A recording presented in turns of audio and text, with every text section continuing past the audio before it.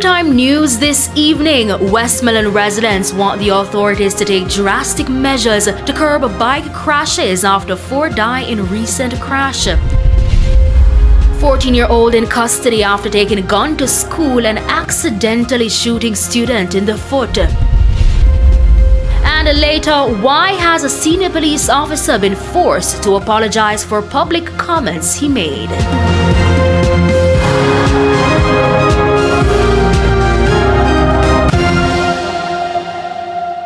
Good evening and welcome to Primetime News, on air and online at onespotmedia.com. I'm Archibald Gordon. And a special welcome to our viewers on TVJ International in the Cayman Islands. I'm Janella Precious. Now with a preview of what's to come in business news, here's Andrea Chisholm. Janella, you may have heard these 3 words as part of marketing campaigns to get more tourists to Jamaica: sun, sea, and sand. But with the climate change, tourists are getting uncomfortable with the heat in the Caribbean. I'll tell you more in the business day. And Spencer Darlington has a preview of what's coming up in Primetime Sports.